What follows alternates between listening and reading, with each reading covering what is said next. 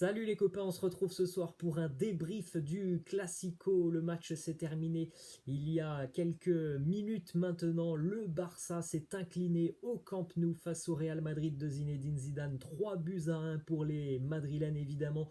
Une très très bonne opération pour le Real et une grosse bouffée d'oxygène aussi pour Zinedine Zidane. Hein, parce qu'on le rappelle, le Real venait de subir 2 défaites consécutives à la maison, une en championnat et une en Ligue des Champions. La réaction était attendue pour les hommes de Zinedine Zidane sur ce Classico. Eh bien, on a vu une très très belle réaction des Madrilènes qui s'imposent vraiment d'une très très belle manière, avec un état d'esprit irréprochable, avec un jeu qui a été vraiment assez agréable à suivre, hein, par rapport à ce que l'on a vu face au Shakhtar et face à Cadix la semaine dernière. Donc grosse opération pour Zinedine Zidane, qui engrange évidemment pas mal de confiance avant le gros match aussi, hein, pour les Madrilènes la semaine prochaine du côté de Mönchengladbach en Ligue des Champions. Grosse déception de la part du Barça, qui a fait vraiment une bonne première période, hein. Le Barça a fait vraiment 45 premières minutes de belle qualité, et puis en seconde mi-temps c'était quand même très très compliqué, très poussif ce que nous a proposé le Barça, alors que le Real Madrid a vraiment haussé le ton sur la seconde mi-temps. Donc une victoire méritée pour les Madrilènes sur ces classicos. Un match très très agréable à suivre. Ça avait d'ailleurs commencé très très fort, hein, avec l'ouverture du score de Fede Valverde très rapidement dans le match. L'égalisation aussi très rapide d'Ansu Fati. Puis après, c'est en seconde mi-temps que le match a un petit peu tourné grâce au penalty transformé évidemment par Sergio Ramos. Et puis en toute fin de match, c'est Luka Modric qui va sceller le score de ce match. On va noter les joueurs qui ont perdu ce soir, le Barça, et on notera aussi 3 joueurs du Real Madrid. On démarre directement avec la compo du Barça qui s'est présentée ce soir dans un 4-2-3, hein, les Catalans, avec notamment un Griezmann qui était sur le banc. On a vu une équipe du Barça qui a montré de belles choses vraiment sur la première période, mais ça s'est compliqué en seconde mi-temps. Et le problème, c'est que Ronald Koeman, je trouve, hein, il a fait quand même des changements assez tardifs. Je pense qu'il aurait pu faire rentrer des joueurs un petit peu plus tôt dans le match, hein, surtout que voilà, le Real a quand même pris l'ascendant 2 buts à 1 à la 65e à peu près, et Ronald Koeman a quand même attendu la 80e avant de faire ces 3 changements. Donc un petit peu spécial ce qu'il nous a fait Ronald Koeman. En tout cas, le Barça s'est présenté avec Neto dans les buts, Langlette, Piqué en charnière centrale côté gauche, Jordi Alba côté droit, Sergino Dest. Les deux numéros 6, Frenkie de Jong et Sergio Busquets. Numéro 10, Philippe Coutinho, Pedri sur le côté droit, Ansu Fati côté gauche, Lionel Messi en pointe. Alors ça, c'est la compo sur le papier. Après, pour ceux qui ont vu le match et suivi un petit peu le dispositif catalan, on a vu, hein, que le Barça n'a pas vraiment joué comme ça sur ce match. C'était plutôt un 4-4-2. On va donc débuter avec les notes catalanes, avec la note du gardien Neto. Aujourd'hui, Neto, il a la note de 6 parce que malheureusement, il encaisse 3 buts, mais il a quand même fait de nombreux arrêts. Je me souviens de la grosse opportunité pour Karim Benzema en première période, des réflexes qu'il a eu en seconde mi-temps face à Sergio Ramos. Alors je ne trouve vraiment pas, hein, qu'il est coupable sur le troisième but de Luka Modric sur cette sortie.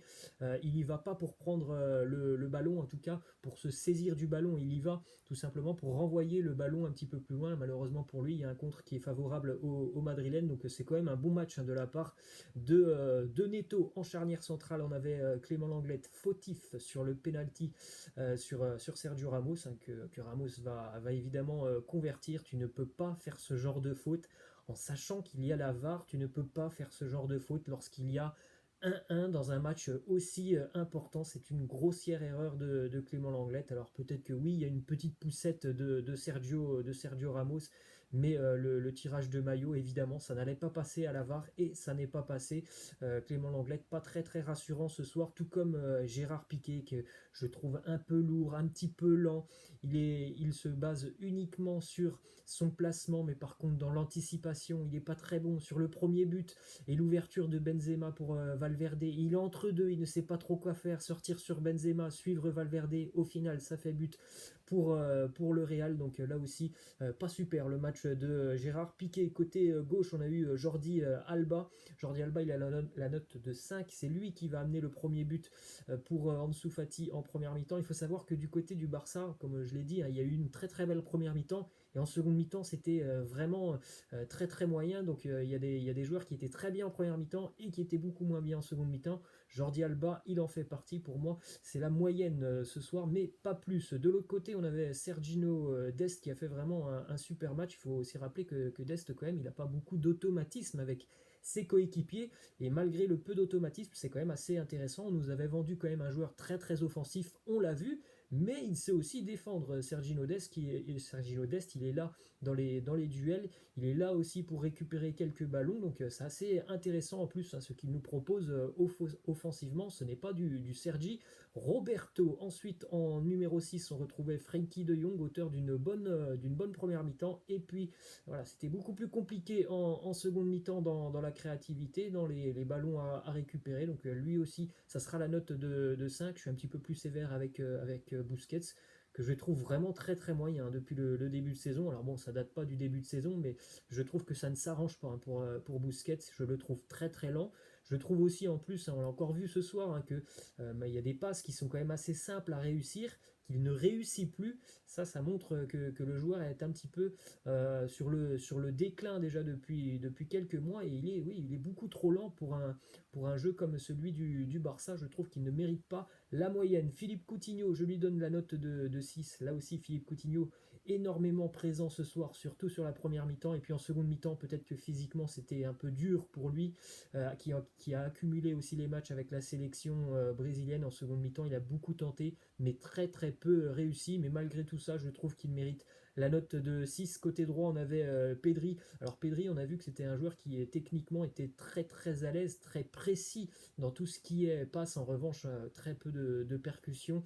On peut critiquer Antoine Griezmann quand il est sur le terrain. On peut aussi critiquer Pedri ce soir. Après, il faut aussi relativiser hein, le jeune Pedri. Lui aussi n'a que très très peu d'automatisme avec cet effectif catalan. Mais évidemment, c'est insuffisant pour le jeune joueur. Hein. On a encore vu le Barça beaucoup penché du côté gauche, du côté d'Ansu Fati. D'ailleurs, Ansu Fati, on l'a vu à gauche, on l'a vu en numéro 9. Très bon match pour Ansu Fati.